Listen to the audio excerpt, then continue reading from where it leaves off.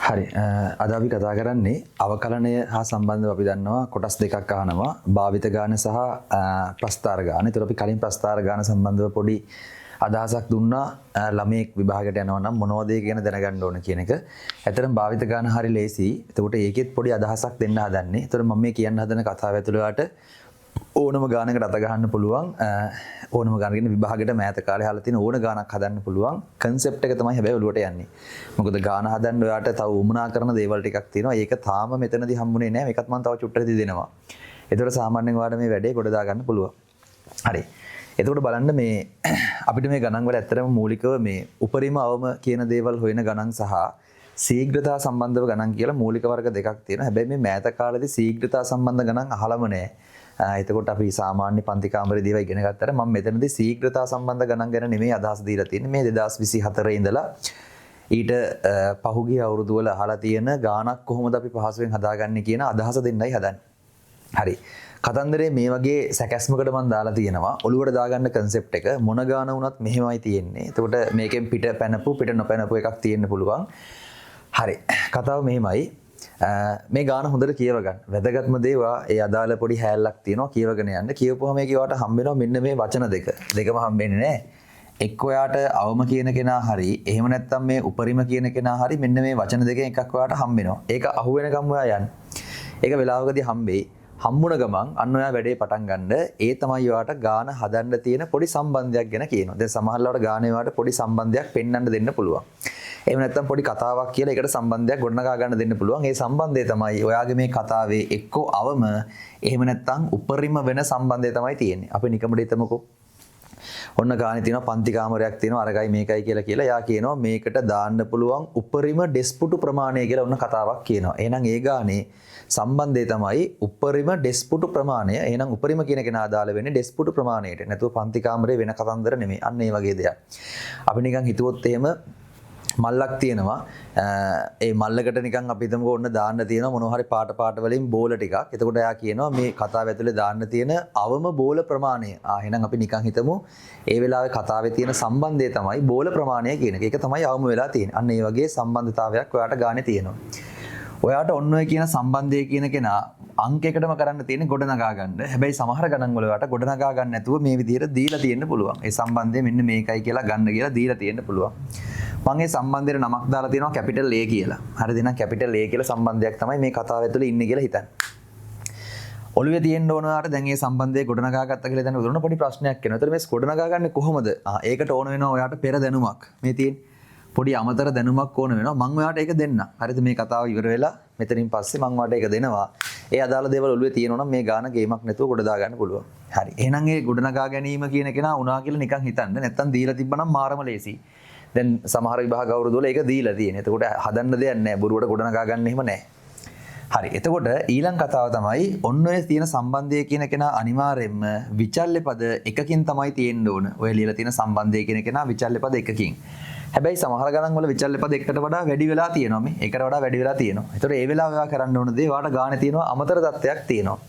අපි නිකන් හිතමු වර්ගඵල සම්බන්ධ මොනවා හරි කේස් එකක් නම් ඒක ඇතුළේ ඔයාට විචල්්‍ය පද දෙකක් තියෙනවා. අන්න පරිමාව සම්බන්ධව ඔයාට අමතර தත්ත්වයක් තියෙනවා. ඒ අමතර தත්ත්වය කියන කෙනා අනිවාර්යෙන්ම ඔයා උදව් කරගන්න ඕන. උදව් කරලා මොකද කරන්න තියෙන්නේ?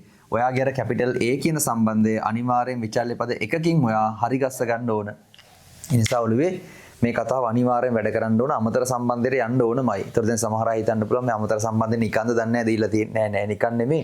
ඒක තමයි ගානේ වැදගත්ම දේ. ඒක නැතුව ගාන ඉස්සරහට යන්න බෑ. තව කාට හරි ප්‍රශ්නයක් තියෙන්න පුළුවන්. ඒතර විචල්්‍ය පද දෙකක් තියාගෙන අපිට අවකලනය කරන්න බෑද? නෑ විචල්්‍ය පද දෙකකින් තුනකින් එහෙම කරන අවකලන විශ්වවිද්‍යාලයේදී වල ඉගෙන ගන්නවා. එතකොට මේ කතාවේ වාට උපරිමයක් අවමයක් හොයන්න එක විචල්්‍ය පදයකින් ඒ ලියලා තියෙන සම්බන්ධතාවයේ පළවෙනි අවකලන සංගුණකය ඔයා හොයන්න ඕන. එහෙනම් මේක අනිවාර්යෙන් විචල්්‍ය පද එකකට කන්වර්ට් කරගන්න ඕනමයි. එහෙනම් මේ කතාවේ දැන් ඉන්නවා. එහෙනම් මෙතන දැන් ඉන්නවා නම් ඔයා දැන් මේක වෙලා අපි ගියේ මේ පාරෙන්නේ. නැත්තම් මේක වෙලා කෙලින්ම යනවා ඔයාට අන්නේ සම්බන්ධය කියන කෙනා ඔයා ඒ තනි කරගෙන තියෙන හරිගස්සගෙන තියෙන විචල්්‍ය පදයෙන් ඔයා අවකලනය කරලා බිඳුවට සමාන කරන්න ඕන. ඔන්න ප්‍රශ්නයක් කාට හරි ඇයි බිඳුවට සමාන කරන්නේ? ඔන්න උතන තමයි කේස් එක. ඉතින් ඕක සිද්ධාන්ත මේ විදිහට පැහැදිලි කරන්න ඕන ප්‍රශ්නයක්. අපි දන්නවා මොනවා හරි ශ්‍රිතයකට අදාළව එයාගේ උපරිමයක් අවමයක් තව තැනක් තියෙනවා නැතිවර්තනයක්. ඒව හම්බෙන්න මොකක් වෙන්න ඕනද? ඒ වගේ අපි ඒ අදාළ ශ්‍රිතය කියන කෙනාගේ අනුක්‍රමණයක් ගැන නෙවෙයි කතා කරන්නේ. ඒවා උපරිම අවම වෙනවා කියන එක ඇතුලේ අපි දන්නවා පළවෙනි අවකලන සංගුණකයේ බිඳුවයි. ඒ නිසා තමයි මේ කතන්දරේ ඔයාට උපරිම අවම වෙන්නත් අනිවාර්යෙන් මොනව කරන්න ඕනද? එයාගේ පළවෙනි අවකලන සංගුණකයේ බිඳුවට සමාන කරන්න ඕන. එකට දෙකට එහෙම සමාන කරන්නේ නැහැ. එහෙනම් මෙහෙම කරපුවහම මොනවද මට හම්බෙන්නේ? ඔයා ඒ හොයාගත්ත විචල්්‍ය පදය කියන කෙනාගෙන් උත්තර හම්බෙනවා ඔයාට. කීයක් හම්බෙනවද?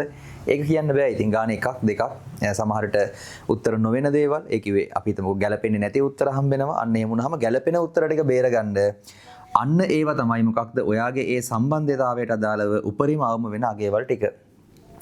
කතාවේ තව චූටි දෙයක් තියෙන එක මේකට දාන්න බැරි නිසා අතෑරලා දැම්මා. ඔයා මේ උපරිම අවම අගයවල් ටික හොයපුවාම අපි ඔක උපරිමයක් අවමයක් කියන එක බවට පත් කරගන්න නැත්නම් ඒක පෙන්නන විදියක් තියෙනවා. ඒකට ඔයාලට වගුවක් ගහලා හෝ වාක්‍ය මේ විදිහට ලියලා කරන්න පුළුවන්. අපි නිකන් හිතමු ඔයාට මේ ලියලා තියෙන කෙනාගේ මම දැන් මේක මකණ්ඩයි හදන්නේ. හරිද? පොඩි අදහසක් ඕන මොනවා හරි සැකස්මක් ලියා ගන්න දෙයක් තියෙනවා නම් ලියා ගන්නත් පුළුවන්. කිසිම ප්‍රශ්නයක් නැහැ. වීඩියෝ එක නතර කරලා එහෙනම් මේ බලන්නකෝ. අන්තිමට වඩා මේ කතාවේ ඒ කියන්න හදන දැන් මේ අමතර දැනුම කියන එක දැන් කියලා දෙන්න හදන්නේ. ඒ කියන්නේ ගොඩනගා ගන්න වට අවශ්‍ය කරන අමතර දැනුම මොකක්ද කියන එක තමයි මම කියන්න හදන්නේ. මේ බලන්නකෝ. එහෙනම් ඔන්න ඒ ආව අන්තිමේට ඒ විචල්්‍ය පදයට ආපු උත්තර කියන කෙනා හේතු කරගෙන ඔයා මොනව කරගන්නවද? එයා උපරිමයක් අවමයක් කියන කෙනා පෙන්වන්න මෙන්න මේ වගේ වගුවක් පාවිච්චි කරගත්තා නම් ලේසි. එතකොට මෙතන ඔයාට තියෙන්නේ ඒ ලියලා තියෙන ඔයාගේ සම්බන්ධය කියලා කෙනා ඔයා ඒ විචල්්‍ය පදයකින් අවකලනය කරානේ. අන්නේ අවකලනය කරලා එයාගේ ලකුණ තමයි මෙතන ලියන්නේ. එයාගේ ලකුණ. එතන මෙතන මොනවද ලියන්නේ? මෙන්න මෙතන ඔයා මේ කාරණාව කෑලි දෙකකට වෙන් කරගෙන මෙතන ලියන්න ඔයාට ඒ ආපු කියන විචල්්‍ය පදේ. දැන් ගොඩාක් වෙලාවට එන්නේ එකයි හම්බෙන්නේ. උත්තර දෙක තුනක් ආවත් ප්‍රතික්ෂේප වෙලා එකක් හම්බෙනවා. එහෙනම් අපි හිතමුකෝ මේ x කියලා විචල්්‍යයක් ගැන කානේ කතා කරන්න කියලා. ආවගෙන ඔයා හිතන්නකෝ අපි හිතමුකෝ මේ වගේ ඇල්ෆා කියලා උත්තරයක් ආවේ කියලා හිතන්න. ඔය තියෙන ඇල්ෆා කියන කෙනා හිතන්න. එහෙනම් මේ ඇල්ෆා කියන කෙනාට වඩා අඩු ප්‍රාන්තරයේයි ඇල්ෆාට වඩා වැඩි ප්‍රාන්තරය කියන කෙනාගේ ඔයාට අගයක් මෙන්න මේ DA යට D ඒ අදාළ අවකලනය කරපු සම්බන්ධතාවය කියන කෙනාට දාලා ලකුණ පරීක්ෂා කරන්න ඕන. ඇත්තටම අවම නම් හැඩය වෙන්නේ මේ විදිහට මේ. අවම හැඩයක් නම් වෙන්නේ මෙන්න මේ වෙලාවේ අනුක්‍රමණය කියන කෙනා ඍණ වෙනවා. ඒ කියන්නේ මෙයාගේ හැඩය ඍණ වෙනවා මේ විදිහට. මේ වෙලාවේ හැඩය කියන කෙනා ධන වෙනවා මෙන්න මේ විදිහට. එහෙනම් ඔයාලට පේනවා මෙයාගේ අවම හැඩයක් තියෙනවා. ඉතින් මේ වගේ වෙලාවක කතාව අවම නම් ඍණයි ධනයි කියලා පහසුවෙන් දාන්න පුළුවන්. හිතන්නකෝ මේ කතාව කියන්නේ උපරිම දෙයක් කියලා. එහෙනම් ඔයාලට ඔය හැඩය ඔහොම නෙමෙයි හම්බෙන්නේ. අගයක් දාලා බලන්න ඕන නේ. මෙතන ධන දැම්මා, මෙතන ඍණ දැම්මා. ධන කියන්නේ අනුක්‍රමණය මේ විදිහට. ඍණ කියන්නේ මේ විදිහට. ඔන්න උපරිම හැඩයක් තියෙනවා. හරි එහෙනම් කතාව උපරිම නම් ওই විදිහට දාගෙන මොකක් කලින්ද අන්තිමේට එහෙනම් මම ලියනවා මේ විචල්්‍ය පදයේ කියන කෙනාට මෙන්න මේ අගය වෙනකොට ඔන්න ඔයාගේ වෙනකොට මොකක් වෙනවද? ඔයාගේ ඔය A කියන සම්බන්ධයට ඔන්න ඔය A කියන සම්බන්ධය මේ දීලා තියෙන A කියලා සම්බන්ධයක් නේ අපිට අන්න ඒක ගාන තියෙන ඔහොම නම් උපරිම වේ කියලා ඔන්න ඔහොම ලියන්න තමයි තියෙන්නේ. සමහර විට අහන්න පුළුවන් ඒ උපරිම අගය මොකක්ද කියලා. ඒතර මොකද්ද කරන්නේ? ඔයාගේ ඒ සම්බන්ධයට ගෙනහිල්ලා දානවා මෙන්න මේ විචල්්‍ය පදයේ කියන කෙනාට ඔය ආපු අගය ගෙනහිල්ලා දාන්නයි තියෙන්නේ. ඕක තමයි සරල කතාව. ප්‍රශ්නේ තියෙන්නේ වාට ඔය සරල කතාව කියන කෙනා බේර ගන්න අර අමතර දැනුමක් ඕනේ. ඒ කියන්නේ ඇත්තටම ඔය concept එක ගොඩනගා ගන්න පිළිබඳ දැනුමක් ඕන. ඒක ඇත්තටම රාමු වෙන්නේ නිකන් හිතන්න මෙහෙම. මොනවා හරි තල රූප වලට අදාළව වර්ගඵලයක්, ඒ වගේම පරිමිතියක් හොයන දේවල්. ත්‍රිමාන රූප වලට අදාළව මොනවා හරි වාට වර්ගඵලයක්, පරිමාවක් වගේ හොයන දේවල්. මොනවා හරි වියදමක් දෙයක් වගේ හොයන දේමක්. මොනවා හරි ආදායමක් වගේ හොයන දෙයක්. ඔන්න ඔය වගේ චූටි නිකන් ගණිතමය සංකල්පයක් තමයි මෙතන තියෙන්නේ. මම මේ වෙලාවේ වාට වියදමක් ආදායමක් හොයන ගැන නම් කියන්නේ නෑ. හැබැයි අර තල රූප වලට අදාළව මොනවා හරි වර්ගඵල, ඒ වගේම පරිමිති වගේ දේවල්, එහෙම නැත්නම් ත්‍රිමාන රූප වලට අදාළව පරිමා වර්ගඵල වගේ දේවල් හොයන දේවල් සම්බන්ධව පොඩි උදව්වක් කරන්නම්. ඒ කතාව ඔයාට උවමනා වෙයි. මම මේ කියන්න හදන දේවල් හැම කෙනාම දැනගෙන ඉන්න ඕන. මේකදී මම ලොකු වෙලාවක් ගන්නෙ නෑ. බොහොම වේගයෙන් වැඩේ කරගෙන යන්නයි හදන්නේ. ඒ නිසා අදාළ දේවල් අඳුර ගන්න තමයි තියෙන්නේ. හරි මම මේ ලියන්න හදන්නේ මොනවද? ඔයා මේ කතාව ඇතුලේ ඔය සම්බන්ධය කියන කෙනා ගොඩනගා ගන්න ඕනනේ. අන්න ඒක ගොඩනගා ගද්දි වැදගත් වෙන කරුණු. ඒ කියන්නේ ඔයාට අමතර දැනුමක් ඕන කියලා කිව්වනේ. අන්නේ අමතර දැනුම තමයි මම මෙහෙම දෙන්න හදන්නේ. හරි මම ඒක අමතර දැනුම කියලා හරි ලියන්නම්. මේ බලන්න. ඔන්න මම මෙතන ලියනවා අමතර දැනුම තමයි ඒ ලියන්න හදන්නේ. මේ ටික ඔක්කොම ඔයාගේ ඔළුවේ තියෙන්න ඕන. එහෙනම් මම මෙතන ලියනවා මොනවා හරි තැනකදී මම ඉස්සරහට ලියන් යනකොට හිතන්න මම පරිමිතියක් ලියනවා කියලා. එහෙනම් මේ පරිමිතියක් කියන කෙනාට මම L කියලා තමයි දාගන්න හදන්නේ. මොනවා හරි තැනකදී මෙතනින් එහාට යනකොට මම වර්ගඵලයක් කියන කෙනා නම් පාවිච්චි කරගන්න A කියලා තමයි පාවිච්චි කරගන්නේ. මොනවා හරි දෙයකට මම මේ වෙලාවේ පරිමාවක් පාවිච්චි කරගන්න හදනවා නම් මම V කියලා තමයි ඔයාලට ලියාගන්නේ. එහෙනම් ඔන්න ඔය කතන්දරෙත් එක තමයි ඉස්සරහට යන්නේ. එහෙනම් බලන්න මම මෙතන ලියනවා මුලින්ම තල රූප ටිකක් ගමු. තල කියන්නේ ද්විමාන රූප ටිකක්. තල රූප කීපයක් කියලා මම ලියනවා. එහෙනම් ඒ තල රූප වල පළවෙනි කෙනා තමයි මේ බලන්න. මම ගන්නවා ඔයාට වෘතය කියලා දෙයක්. වෘතය. ඒතර වෘතයක් කියලා කියන්නේ මෙන්න මේ වගේ දෙයක්නේ. අරය කියන කෙනා R වෙච්ච ඔන්නෝම වෘතයක්. ඒතකොට මේ වෘතයට දාලා ඔයා දන්නවා පරිමිතියක් තියෙනවා වටේ දිග. අපි ඒක හොයන්නේ අරය R නම් 2πr කියලා. මේ වෘතයට දාලා වර්ගඵලයක් තියෙනවා. එයා හොයන්නේ 5r වර්ගය කියලා. ඒතකොට මේ වගේ තල රූප වල අපි දන්නවා පරිමාවක් ගැන කතා කරන්නේ නැහැ. එහෙනම් මෙන්න මෙයා ගැන ඔයාගේ ඔළුවේ ඇත්තටම වැඩ කරන්න ඕන. එතකොට මෙතනින් පස්සේ මම යන්න හදනවා කේන්ද්‍රික ඛණ්ඩයක්. ඒ කියන්නේ මෙයාගෙන් කපාගත්ත ඡාප කෑල්ලක් ගැන තමයි කතා කරන්න හදන්නේ. මම කේන්ද්‍රික ඛණ්ඩයක් කියන කෙනා ලියලා කේන්ද්‍රික ඛණ්ඩයක් තමයි මේ ලියන්න හදන්නේ. මම මේක ඔයාලට දෙවිදිහකට කියන්නම්. හිතන්න ඔයාලට මෙන්න මේ වගේ ඔයාලට කේන්ද්‍රික ඛණ්ඩයක් තියෙන්නේ කියලා. මේ කේන්ද්‍රයේ θ කියලා කෝණයක් ආපාතනය කරලා අරය r මේ වෙලාව ඔයාලට තියෙනවා මේ වගේ ඡාප දිගක් s කියලා. ඔන්නෝම තියෙනවා කියලා හිතන්න. එතකොට මේ වෙලාව ඔයා දැනගන්න ඕනේ මේ θ කියන කෝණය සමහරට ගානේ රේඩියන් වලින් තියෙන්නත් පුළුවන්. මේ θ කියන කෝණය සමහරට අංශක වලින් තියෙන්නත් පුළුවන්. ඒ මොකෙන් තිබුණත් ඔයා වර්ගඵල සහ පරිමිතිය හොයන්න දැනගන්න ඕන. එහෙනම් ඔයා දන්නවා පරිමිතිය කියන කෙනා හම්බෙන්නේ s කෑල්ලයි r ලා දෙන්නයි. s කියන කෑල්ල සහ 2r. මේ s හොයන විදිහ තමයි හොඳට අහගන්න. ඔයා දන්නවා මේ වෙලාවේ මේ කේන්ද්‍රය ආපාතනය කරන රේඩියන් මේ කේන්ද්‍රය ආපාතනය කරන කෝණය රේඩියන් වලින් හොයන විදිහ. කොහොමද ඒක හොයන්නේ? මේ වෙලාවේ කේන්ද්‍රය ආපාතනය කරන රේඩියන් ප්‍රමාණය කියන කෙනා හොයන සමීකරණය තමයි ඡාපදිග කියන කෙනා බෙදනවා අරයෙන්. ඔන්න ඔහමනේ හම්බෙන්නේ. එතකොට මට හම්බෙනවා ඡාපදිගට සමීකරණයක් s සමානයි r θ කියලා. ඒ ඡාපදිගට හම්බෙන සමීකරණයක්. ඒ නිසා මෙන්න මේ s කියන කෙනා θ රේඩියන් වලින් තිබුණාම හොයන්නේ r θ කියන සමීකරණයෙන්. එතකොට ඔයාලට මේ ලියලා තියෙන කෙනාගේ 2r කියන කෙනා එහෙමම තමයි ලියන්නේ. එතකොට තව ටිකක් ඔයාලට ඒක තේරුම් නැත්තම් හරිද මේ r θ කියන එක ආව විදිය තව ටිකක් තේරුම් නැත්තම් මට මෙහෙමත් පුළුවන් ලියන්න. ඔන්න බලන්නකෝ. අපි දන්නවා මේ r θ හම්බෙන්නේ සම්පූර්ණ වෘත්තයක ඡාපදිග කියලා කියන්නේ 2πr. අද ඔයාලට තියෙනවා θ ප්‍රමාණයක්. එහෙනම් සම්පූර්ණ වෘත්තයක තියෙන රේඩියන් ප්‍රමාණය 2π. සම්පූර්ණ වෘත්තයක 2π අද තියෙන්නේ θ. එහෙනම් 2π වලින් θ කියලා ඔහොම ලිව්වනම් ඒත් ඔයාලට හම්බෙන්නේ මොකක් කියලා දේ r θ කියන එකම තමයි. නිසා එහෙම හිතුවත් කමක් නැහැ. කොහොම හරි මේ තියෙනවාට අංශක වලින් මොනවද ලියලා තියෙන්නේ? රේඩියන වලින් මේ වර්ගඵලය පරිමිතිය තමයි මේ ලියලා තියෙන්නේ. එහෙනම් කොහොමද ඔයා මේ ලියලා තියෙන කෙනාට අදාළව වර්ගඵලය ලියන්නේ? වර්ගඵලය ලියන්නේ මෙහෙමයි. මතක තියාගන්න පුළුවන් ඕන නම් භාගයයි r වල වර්ගයට ඊට කියලා කාට හරි මතක තියාගන්නත් පුළුවන්. එහෙම නැත්නම් ඔයා කොහොමද කරන්නේ?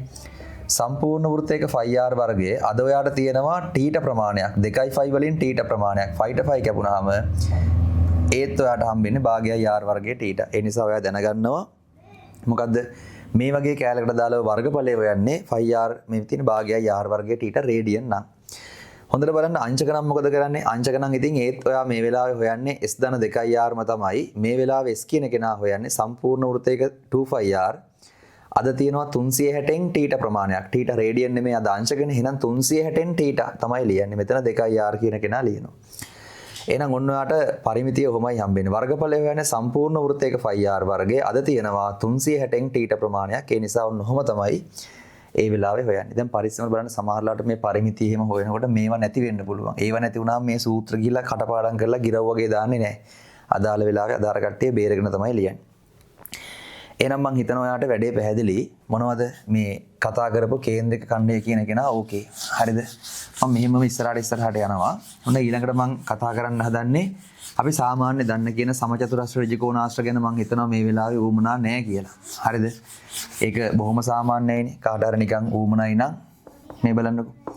නිකන් අපි කතා කරොත් ඒකත් නිකන් ලියාගෙනම ගියොත් සමචතුරස්‍රයක් කියන එකේ වර්ගඵලයක් පරිමාවක් හොයන්න දන්නවනේ මේ. පාදවල වල හැම කෙනාගේම දිගවල් සමානයි නේද? එතකොට ඔයාලට පරිමිතිය හම්බෙන්නේ 4 වතාවක් a. වර්ගඵලය කියන කෙනා හම්බෙනවා a ගුණ කිරීම a. ඒ කියන්නේ a වල වර්ගය. ඊට පස්සේ ඔයා ඍජුකෝණාශ්‍රයක් ගැන හිතන්නකෝ. ඒ කියන්නේ පාද දෙකක් පමණක් සමාන වෙලා තියෙන ඍජුකෝණාශ්‍රය. ඔහොමනේ තියෙන්නේ මේ සම්මුඛ පාද කියන දේවල් සමාන වෙලා හැමතැනකම අංශක 90ක් හැදිච්ච අභ්‍යන්තර කෝණ තියෙන චතුරස්‍රයක්. සම්මුඛ පාද සමානයිරුනේ. එහෙනම් මේවා BB වෙනවා. එහෙනම් ඔයාලට තේරෙනවා පරිමිතිය කියලා කියන්නේ A ඒවා 2යි B ඒවා 2යි වර්ගඵලය කියලා කියන්නේ AB ගුණිතය කියන එක. ඒවා සරලයිනේ. ඊට පස්සේ මම යනවා මේ වගේ සමාන්තර ආශ්‍රය කියන කෙනාට යන්නම්. ඔන්න ටිකක් වැදගත් ඔයාට. සමාන්තර ආශ්‍රය කියන කෙනා. හොඳට බලන්න. ඔන්න සමාන්තර ආශ්‍රය කියන කෙනාට එනකොට ඔයා දන්නවා සමාන්තර ආශ්‍රය කියලා කියන්නේ මේ වගේ ඔයාට සම්මුඛ පාද දෙකක් විතරක් සම්මුඛ පාද දෙකක් සමාන්තර වෙලා තියෙන මෙන්න මේ වගේ ඔයාට මොකක්ද චතුරස්‍රයක් ඔය තියෙන ඔන්න ඔහොම. ඒතර සමාන්තරාශ්‍රයක ඔයා දන්නවා සම්මුඛ පාද දිගින් සමාන වෙනවා. මේවා දිගින් සමානයි. එහෙනම් පරිමිතිය කියන කෙනා හොයන්නේ ඔයා අර වගේම කියලා කිව්වේ ඍජුකෝණාශ්‍රයක හෙව්වා වගේම තමයි. ඊට පස්සේ ඔයාට මොනවද? එයාගේ ඔයාට තියෙනවා වර්ගඵලය කියන කෙනා හොයන්න ක්‍රම දෙකක් තියෙනවා. මොකද්ද? කැමති සමාන්තර පාදයක දිග කියන කෙනා ಗುಣ කරගන්නවා. ඒ වෙලාවේදී ඒ සමාන්තර පාදයට එක්ක තියෙන ලම්බ උස කියන කෙනාගෙන්. ඔන්න ඔහම තමයි හොයන්නේ. ඔයා මේ වෙලාවේ මෙයත් එක්ක ගන්නවා නම් ඒ වෙලාවේ එයාට තියෙන මෙන්න මේ ලම්බ උස දැනගන්න ඕන. ඔයා ගන්න මේ සමාන්තර පාදයේ දිග නම් ඒ වෙලාවේ ඒ දෙන්න එයත් එක්ක බද්ධව තියෙන අනිත් සමාන්තර පාදයට එක්ක තියෙන ලම්බ දුර ಗುಣ කරගත්තා නම් හරි. මතක තියාගන්න ඕන. ඔන්න ඊළඟට මට හම්බ වෙනවා රොම්බසය කියලා දෙයක්. රොම්බසය. එතකොට රොම්බසය කියන කෙනා ගත්තාම ඔයාට මොකක් වගේද? සමාන්තරාශ්‍රයේ කේස් එකම තමයි තියෙන්නේ. හැබැයි පොඩි විශේෂත්වයකුත් තියෙනවා. මොකද්ද? විශේෂත්වය තමයි එයාගේ පාද හතරම දිගින් සමානයි. සමචතුරස්‍රයට නෙමෙයි පයින් ගහුවා කියලා කියන්නේ. ඒ නිසා පරිමිතිය හොයද්දි ලේසි 4යි A කියලා. මෙයාගේ විශේෂ දේවල් ටිකකුත් තියෙනවා. එයා ඔළුවේ තියාගෙන ඉන්න මොනවද? එයාගේ මෙන්න මේ කියන විකර්ණ කියන දේවල් සමච්ඡේදනය වෙනවා ලම්බකව. දැන් මේ වගේ විකර්ණ සමච්ඡේදනය වෙනවා. හැබැයි ලම්බක නැහැ. විකර්ණ සමච්ඡේදනය වෙනවා ලම්බක නැහැ. මෙතන නම් විකර්ණ සමච්ඡේදනය වෙනවා ලම්බකත් වෙනවා. හේතුව මේකත් රොම්බසයක් ආකෘතියෙම තියෙන දේවල් ටිකක්. විශේෂත්වයක් තියෙනවා මේ දෙන්නගේ වෙනස තමයි සීලුම දේවල් ඔක්කොම තියෙනවා හොඳ විදිහටම අවුලක් නැති විදිහට දෙන්නගෙම. හැබැයි මේ අභ්‍යන්තර කෝණ සමානත් වෙනවා. මේ කියන්නේ සම්මුඛව තියෙන කෝණ සමාන වෙනවා. හැබැයි 90ක් වෙන්නේ නැහැ. මෙයාගේ 90ක් වෙනවා. මෙයාගේ 90ක් වෙන්නේ නැහැ. පොඩි දෙයක් තියෙන්නේ. පයින් ගාලා තියෙන්නේ ඒකයි. හරි. කතාව මෙහෙමයි. වර්ගඵලය කියන කෙනා හොයන්න ඔයාට පාවිච්චි කරගන්න පුළුවන් සමාන්තරාශ්‍රයක් කරා වගේම સિદ્ધාන්තය පාවිච්චි කරගන්නත් පුළුවන්. එතකොට මේ පාදේ නම් මේ උස ಗುಣ කරගන්න තියෙන්නේ. එහෙම නැත්නම් ඔයාට මේ লীලා තියෙන කෙනාගේ විකර්ණ දෙක කියන කෙනා හොඳට බලන්න. මේ লীලා තියෙන කෙනාගේ විකර්ණ දෙක කියන කෙනා ಗುಣ කරලා දෙකෙන් බෙදන්නත් පුළුවන්. මේ බලන්නකෝ.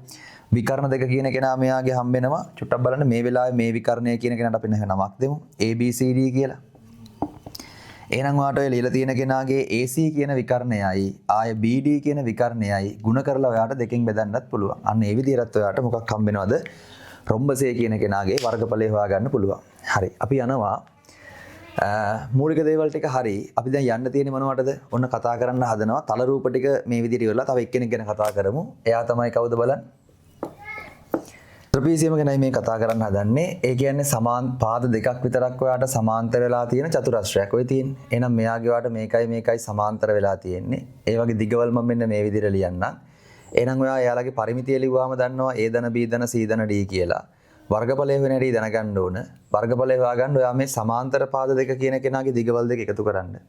එකතු කරලා දෙකෙන් බෙදන්න. දෙකෙන් බෙදලා මෙන්න මේ ඒ සමාන්තර පාද දෙක අතර ලම්බ උසෙන් ගුණ කරගත්තා නම් ඔයාට හම්බ වෙනවා. එහෙනම් ඔන්න ඔය විදිහට ඔයාට මේ වගේ තල රූපවල වර්ගඵල සහ පරිමිති ගැන දැනගන්න ඕන. මම එන්න හදන්නේ ත්‍රිමාන රූප ගැන. හරිද?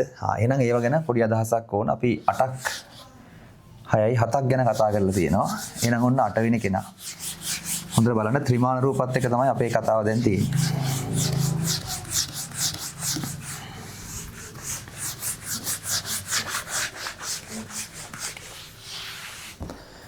මේ බලන්නකෝ. 8 වෙනි කෙනානේ තියෙන්නේ. එහෙනම් ඔන්න මං එනවා ත්‍රිමාන රූප වලට. දැන් මේ වගේ දැනුම ඕන ඔයාට ඔය කියන්න හදන මොනවා හරි දේවල් ටිකක් ගොඩනගා ගන්න. එහෙනම් ඔන්න 8 වෙනි කෙනා අපි කතා කරනවා මොකක්ද? මං ඝනකය ගැන කතා කරන්න. හරිද? ඝනකය. මේ වගේ ඔයාට පැති 6ක් තියෙනවා. 6ම සමාන වෙච්ච පෙට්ටියක් වගේ දෙයක් නේ. ඒතර ඔයා දන්නවා මේ වෙලාවේ හැම පැත්තක්ම සමානයි. පෘෂ්ඨ තියෙනවානේ 6ක්. ඒ නිසා වර්ගඵලය හම්බෙන්නේ එක පෘෂ්ඨයක වර්ගඵලයේ ඒ වතාවක් ඒ වගේ 6ක් නිසා උත්තරේ 6යි ඒ වර්ගය කියලා තමයි හම්බෙන්නේ. පරිමාව හොයද්දී හොඳට බලන්න. පරිමාව කියන කෙනා හොයද්දී අපි ඝන වස්තු වල පරිමාව හොයන්න සම්බන්ධතාවයක් හදාගෙන තියෙනවා, හරි ගස්සගෙන තියෙනවා. හරස්කඩ වර්ගඵලයක් කියන කෙනා හැබැයි තියෙන්න ඕනේ ඒවා. එයා ගුණ කරගන්නවා. එයා දිග අතර උස අතර තියෙනවා නම් උස, දිග අතර තියෙනවා නම් දිග. මොකෙන් හරි කමක් නැහැ. හරස්කඩ වර්ගඵලය කියන කෙනා ගැන අදහසක් ඕන. මොකක්ද හරස්කඩක් කියලා කියන්නේ? ඔයාට මේ වගේ ඝන වස්තුවක් හිතන්න ඔයා පිහියක් අරන් කපාගෙන යනවා නම් එක වගේ පෘෂ්ඨ බිහි වෙනවා නම්. හරිද? අන්නේ පැත්තකට අපි කියනවා හරස්කඩක් කියලා මේ වෙලාවේ. එහෙනම් මෙයාගේ මේ පැත්තත් කපන් යනකොට මේ වගේ සමචතුරස්‍ර හම්බ වෙනවා. කොයි පැත්තත් හම්බ වෙනවා. මේ මුල්ලක් කපන් ගිහිල්ලා නම් හරියන්නේ නැහැ. ඒ නිසා මෙයාගේ හරස්කඩ වර්ගඵලයක් කියන්නේ මේ සමචතුරස්‍රයක වර්ගඵලයක්. ඒ නිසා ඔන්න පරිමාව හොයද්දී ඔයාලට ලියන්න පුළුවන්. බලන්න හරස්කඩ වර්ගඵලය කියන්නේ ඒ වතාවක් ඒ කියන්නේ මේක කියලා හිතන්නකෝ. එහෙනම් ඒක දිගෙන් ගුණ කරගත්තාම ඔයාට ඒ වල ඝණයක් තමයි හම්බෙන්නේ. ඔන්න ඔය විදිහට. එහෙනම් වැඩේ පැහැදිලි. මේ බලන්න 8 වෙනි කෙනා අපි කතා කරනවා ඝන කාබය ගැන. ඝන කාබය ඒකත් ඔය වගේම තමයි. ලේසි පෙට්ටියක් ගැන තමයි කතා කරන්නේ. මුහුණත් 6ම සමාන නැහැ. මුහුණත් යුගල් සමාන වෙලා තමයි තියෙන්නේ මේ විදිහට. මේක අපි A කියලා හිතමු. මේක B මේක C නම් ඔයාලට තේරෙනවා වර්ගඵලය කියන කෙනා හොයද්දී A වගේ B කියන පෘෂ්ඨ තියෙනවා දෙකක්. ඒ වගේම A වගේ C කියන මේ වගේ දෙපැත්තේ තියෙන පෘෂ්ඨ තියෙනවා දෙකක් ඔයාට. ආයේ ඔයාට B වතාවක් C කියන සයිඩ් එකේ වගේ පෘෂ්ඨ තියෙනවා දෙකක්. බොහොම පරිස්සමට මේ ගණන් වල ඔයාට වරද්දනවා. උඩ පෘෂ්ඨයේ නෑ කියලා එහෙම කියයි. හරිද? උඩ පෘෂ්ඨයේ සිදුරක් එහෙම දායි. එතකොට ඉතින් ඔයාට ඒ ලියලා තියෙන කෙනාගේ මොකද්ද? උඩ පෘෂ්ඨයේ සිදුරක් තියෙනවා නම් වර්ගඵල ලියද්දී උඩ පෘෂ්ඨය හොයලා සිදුරේ වර්ගඵලය අයින් කරන්න. පරිස්සමට මේවා. හරිද? එතකොට ඒ කතත් එක හරියට යන්න ඕන. නිකන් හිතන්නකෝ මේ වගේ කෙනෙක් අපි දැන් පරිමාව ගැන කතා කරමු. පරිමාව කියන්නේ හරස්කඩ විදියට කැමති පෘෂ්ඨයක් ගන්න පුළුවන්. කොහොම හරි මේ තුන් දෙනාම ගුණ වෙනවා. A වතාවක් B නම් හරස්කඩ C වලින් තව ගුණ වෙන්න ඕන. එහෙනම් ABC. මොන ගණන් වල පරණ අවුරුදු වල අහලා තියෙනවා මෙහෙම. මේ වගේ තැනක ඔයාට පරිමාවක් වගේ එකක් හොයද්දි මේ උඩ සිදුරක් වගේ හදලා තියෙනවා. එතකොට දැන් සමහරවිට ප්‍රශ්නයක්. එතකොට දැන් පරිමාව හොයද්දි මොකද වෙන්නේ? මොකුත් අවුලක් නැහැ. මේකට අල්ලන ප්‍රමාණයනේ තියෙන්නේ. ධාරිතාවය කියන එක නෙමෙයි කතා කරන්නේ. එතකොට මේ සිදුර ප්‍රශ්නයක් නැහැ ඔයාට. පරිමාවට දාලා මිනුම් ටික ලියන්න. එතකොට මේ සිදුර ප්‍රශ්නේ තියෙන්නේ කාටද? වර්ගඵලයේ හුව දවසට තමයි යෝගේ ප්‍රශ්නේ එන්නේ ඔයාට. හරිනේ. එතකොට තව කවුරුද දැනගන්න පුළුවන් මේ පෘෂ්ඨයම නැහැ. මේක හිස්. දැන් මොකද කරන්නේ? මොකුත් කරන්න ඕනේ නැහැ. ඒත් ඔයාට පරිමාව සාමාන්‍ය විදිහට මේ සූත්‍රයෙන් හොයන්න. හැබැයි ඔයාලට වර්ගඵලය හොයන වෙලාවේදී උඩ පෘෂ්ඨයක් නැහැ කියලා දැනගන්න ඕන. අන්න එහෙමයි තියෙන්නේ. කතාව මම හිතනවා පැහැදිලි. 8 වෙනි ගානෙන් පස්සේ ඔන්නම යනවා 9 වෙනි ගානට. අපිට ගොඩක් වැදගත් කෙනා තමයි කවුද? සිලින්ඩරයක් ගැන තමයි අපි එන්න හදන්නේ. අපි ඒක මේ පැත්තෙන් ලියමු. මේ බලන්නකෝ. සිලින්ඩරයක් කියන කෙනා අඳුරගමු අපි.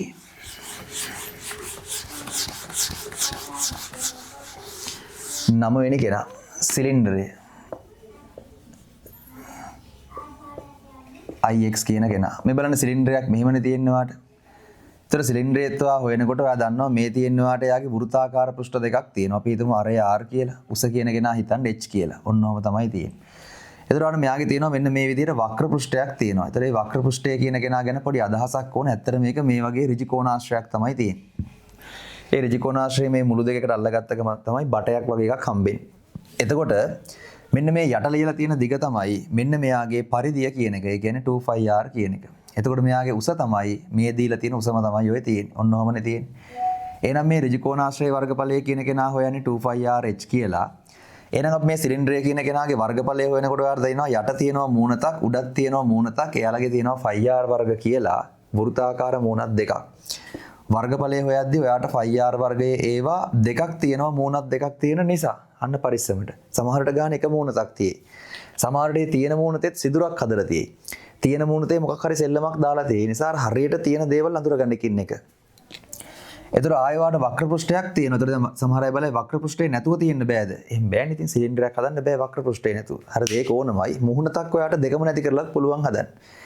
හරි. එහෙනම් ඔන්න ඔහම කතාවක් තමයි සිලින්ඩරය කියන කෙනාගේ තියෙන්නේ. එහෙනම් මම ඔන්න යනවා ඊළඟට කේතුව කියන කෙනාට. මෙයත් එක්ක ලොකු සම්බන්ධයක් තියෙනවා. පරිමාව ලියලා නැහනේ. මේ බලන්න පරිමාව කොහොමද පරිමාව ලියන්නේ? මෙයාගේ හරස්කඩක් තියෙනවා. ඇයි මෙන්න මේ පෘෂ්ඨය කියන කෙනාගෙන් කපාගෙන ගියොත් ඔයාට වෘත්තාකාර මූණක් හම්බෙනවා. ඒ නිසා මෙන්න ඔයාට හරස්කඩ වර්ගඵලය උසෙන් තමයි අද ගුණ කරන්නේ. ඒ නිසා πr වර්ගයේ h කියලා තමයි ඔයාට හම්බෙන්නේ. මේ කටපාඩම් කරන්න ඕන නැහැ අඳුර ගන්න ලේසි. එහෙනම් මෙන්න මං එන්න හදනවා කේතුව කියන කෙනාට. ඔන්න ඔහම තමයි කේතුව තියෙන්නේ. අරය R උස කියන කෙනා ඔයාට තියෙනවා h කියලා. මෙන්න මේව ඇල උසකුත් එයාගේ තියෙනවා. මං ඒකවම ලියා ගන්නම්. ඒක මේ වෙලාවේදී ඔයාට ඌමනා වෙනවා. හොඳට බලන්න. එතන මේ වෙලාවෙත් ඔයාට යට තියෙනවා වෘත්තාකාර පෘෂ්ඨයක්. එයාගේ වර්ගඵලය නම් πr වර්ගය. එතකොට මෙයාගෙත් තියෙනවා වක්‍ර පෘෂ්ඨයක්. ඔන්න ඔය වක්‍ර පෘෂ්ඨය කියන කෙනා ඔයාට හම්බෙන්නේ මෙන්න මේ වගේ වෘත්තාකාර මොනවද? කඩදාසියක් වගේ එකක් තමයි ඔයාට සම්බන්ධ වෙලා මේක හැදෙන්නේ වක්‍ර පෘෂ්ඨය කියන කෙනා. ඒ කියන්නේ මෙන්න මේ මුළු දෙක මෙතෙන්ට ලං කරගත්තාම තමයි ඔයාට මේ කියන්න හදන කෙනාගේ බටේ වගේ එක හම්බෙන්නේ. එතකොට ඇත්තට මෙන්න මේ ලියලා තියෙන එයාගේ ඇලවුස කියන කෙනා. ඔය ඇලවුස තියෙන්නේ. එතකොට මෙන්න මෙයාගේ වර්ගඵලය අපිට පෙන්වන්න පුළුවන් 5rl කියලා තමයි හම්බෙන්නේ අරය r නම්. ඒක පෙන්වන්න ඉතින් පොඩි දෙයක් කරන්න වෙනවා. මේ ලියලා තියෙන කෙනා තමයි මෙයාගේ 25R කියලා කියන්නේ මෙන්න මේ ටික. අන්න ඒකට මේක සම්බන්ධ කරගෙන ලස්සනට ඔයාලට පෙන්වන්න පුළුවන්. මොකක් වෙනවා කියලාද වර්ගඵලය කියන කෙනා 5RL එනවා කියලා. ඒ නිසා මුළු වර්ගඵලය හොයනකොට යට පෘෂ්ඨය තියෙනවා නම් අන්න වැදගත් වචන මේවා හරියද? බොරුවට ලියන්නේ කටපාඩම් කරලා ගිරව වගේ ඔය ටික. තියෙනවා නම් ඒක ලියලා වක්‍ර පෘෂ්ඨය නම් කොහොමත් නැති වෙන්නේ නැහැ. ඔන්න එහෙමයි වර්ගඵලය හම්බෙන්නේ. මෙන්න පරිස්සමට පරිමාව හොයන්න ඔයාට හරස්කඩක් මේකේ අඳුරගන්නේ නැහැ අපි ගණිතමය විදිහට ඒ සූත්‍රය දාන්න. එහෙනම් කවුදෝ පරීක්ෂණ ටිකක් කරලා තියෙනවා. මන් දන්නෙත් නැහැ. අරය R උස h වෙච්ච මේ වගේ කේතුවකට අරය R මෙයාගේ උස h වෙච්ච මේ වගේ කේතුවක දේවල් තුන් පාරක් මේකට දාන්න පුළුවන්ලු පුරෙන්න මේක. තුන් පාරක්. ඒ නිසා අරයාගේ පරිමාව කියන්නේ මෙයාගේ පරිමාවෙන් 3න් එකක් කියලා කවුදෝ කියලා තියෙන නිසා ඔයා මතක තියාගෙන ඉන්න ඕන මෙයාගේ පරිමාව 3න් එකයි 5R වර්ගයේ h කියලා. පොඩි දේවල් ඉතින් මේවා සාමාන්‍ය O level කාලෙත් මන්තර වගේ කියවිලා තියෙන්න ඕන. හරිද? දැන් ඉතින් මන්තර කියන එක හරියටම ජප වෙන්න ඕන. අනම්මනම් විදිහට යන්න බෑ. තව පොඩි දේවල් ටිකක් තියෙනවා මට කියන්න. ගොඩක් නෙමෙයි. ඊළඟට මට හම්බෙන කෙනා තමයි ගෝලය කියන කෙනා. හරි මේ කියන්න හදන දේවල් ගැන ඉතින් ඔයා සාමාන්‍ය දැනුමක් ඔයාට තියෙන්න ඕනේ මැත්ස් කරන ළමයෙක් හැටියට. අරක x නම් මේක xi. එහෙනම් මෙයා තමයි ගෝලය කියන කෙනා. ගෝලය කියලා ඉතින් 아무තු දෙයක් අඳින්න බෑ වෘත්තයක්ම තමයි අඳින්න තියෙන්නේ. හැබැයි මේක ත්‍රිමාණයි. හරිද? අරය කියන කෙනා r නම් අන්න මම ගෝලය කියන කෙනාගේ වර්ගඵලය මතක තියාගන්න වෙනවා 4යි 5r වර්ගය කියලා තමයි හම්බෙන්නේ. ගෝලයේ පරිමාව. ඔයා සමීකරණයක් හරස්කඩක් අනම්මනම් සෙල්ලම් දාන්න හදුවට එහෙම නෑ. ඉතින් මේවා පරීක්ෂණ කරලා උත්තර හොයලා තියෙන්නේ. ගෝලයේ පරිමාව තමයි 3න් 4යි 5r ඝනය කියන කෙනා. එහෙනම් ඔන්න දැන් මේවා ගුරුත්ව කේන්ද්‍රය වගේ ගණන් වලටත් ලස්සනට දැනගන්න ඕනේ මේ විදිහට. මං එනවා අවසාන කෙනා විදිහට කවුද? අර්ධගෝලය කියන කෙනා ගාවට. අර්ධගෝලය. හරි චුට්ටක් බලන්නකෝ. එහෙනම් ඒක තියෙන්නේ ගෝලයේ දෙකට පළලා තියෙන්නේ. ඒතර ඔයා දන්නවා මේ වගේ පළපුවාම මේ වගේ අලුත් පෘෂ්ඨයක් එනවා. ඝන කෙනෙක් නම් එනවා, කුහර කෙනෙක් නම් එන්නේ නැහැ. ගානේ හොඳට බලන්න තියෙනවද නැද්ද කියලා. අපි හිතමු අරය කියන කෙනා r නම් මෙයාගේ ඔයාට හම්බ වෙනවා වර්ගඵලය කියලා කියන්නේ 5r වර්ගය. මන් දන්නේ නැහැ තියෙනවද නැද්ද කියලා. තියෙනවා නම් එහෙමයි. වක්‍ර කෑල්ලේ වර්ගඵලය හම්බෙන්නේ සම්පූර්ණ කෙනා 4යි 5r වර්ගය නම් වක්‍ර කෑල්ල කියන්නේ 2යි 5r වර්ගය. ඒ නිසා මුළු වර්ගඵලය හොයද්දී උඩ කියන කෙනා නැත්තම් 2යි 5r වර්ගය විතරයි. උඩ කියන කෙනක් තියෙනවා නම් 2යි 5r වර්ගයට තව 5r වර්ගයක් ඇවිල්ලා 3යි 5r වර්ග කියලා මතක තියෙන්න ඕන. දැන් පරිස්සමට මේ ගණන් හදනකොට හරියද? ගණන් වල මෙහෙම තියෙයි. මේ වගේ කුහර මේ වගේ එකකට මොනවා හරි පෘෂ්ඨයක් අමුණලා මේක ඇතුළෙත් මොනවා හරි සිදුරක් හදලා ත්‍රිකෝණයක් හදලා අනම්මනම් සෙල්ලම් දාලා තියෙන්න පුළුවන්. හරිද? ඒ නිසා පරිස්සමට බලන්න මම අර මුල කතාවල ත්‍රිකෝණයක වර්ගඵලය ගැන ලිව්වේ නෑ. මම හිතන එක පැහැදිලි. භාගයේ ගුණ කිරීම ආධාරක ගුණ කිරීම ලම්බෝස. හරිද? ත්‍රිකෝණේ හැලිලා ගියා. අවුලක් නෑ. ඒකත් පුරුදු දෙයක් නේ. හරි. ඒ නිසා ඔන්න එහෙනම් ඔයා එයාගේ මොනවා ලිව්වද? වර්ගඵලය කියන කෙනා ලිව්වා. අන්තිම කතාව තමයි ඔයා මෙයාගේ මොනවා ලියන්න ඕනද? පරිමාව දැනගන්න ඕනේ. ඒක ලේසි. මෙයාගේ පරිමාවෙන් භාගයක් නෙමෙයි තියෙන්නේ. ඒ නිසා අර ලියලා තියෙන කෙනා 3න් 4 වුණාට අද මෙයාගේ ලියන්නේ 3න් 2යි කියලා. ඒ නිසා ඔන්න ඔය විදිහට පරිමාව ගැනත් එයාගේ දැනගන්න ඕන. හරි. මම හිතනවා මේ කතන්දර ටික ප්‍රමාණවත් ඔයාට ගානකට ප්‍රවිෂ්ඨ වෙන්න. මම මේ වෙලාවේදී ගානක් හදපෙක නෙමෙයි කරේ මේ දේවල් වල රැඳෙන්න ඕන. තව නිකන් හිතන්නකෝ ඔයාට ප්‍රිස්මයක් වගේ දෙයක්. හරිද? අඳින්න ටිකක් කරදර වෙයිද දන්නේ නැහැ. මේ ප්‍රිස්මයක් වගේ දෙයක් ගැන කතා කරපුවාම ඒකත් අර මොනවද ඔයාට හරස්කඩක් දැන් පරිමාවක් වගේ කතා කරද්දී හරස්කඩක් තියෙනවා. මේ ත්‍රිකෝණාකාර පෘෂ්ඨය තමයි හරස්කඩ. ගුණ කරගත්තා නම් හරි දිගෙන්. එතකොට හම්බ වෙනවා පරිමාව. වර්ගඵලත් අවුලක් නැහැ. ත්‍රිකෝණාකාරය ඒවා දෙකයි. තවත් ඍජුකෝණාශ්‍රාකාර පැති තුනක් තියෙනවා. ඒ නිසා ඒවත් පහසුවෙන් අපිට දන්නේ නිරන්තරයෙන් පාවිච්චි නොකරට අපිට පුරුදු විදිහට නිකන් තේරුම් කරගන්න පුළුවන්. හරි. එහෙනම් කතාව ওই විදිහට තමයි තියෙන්නේ.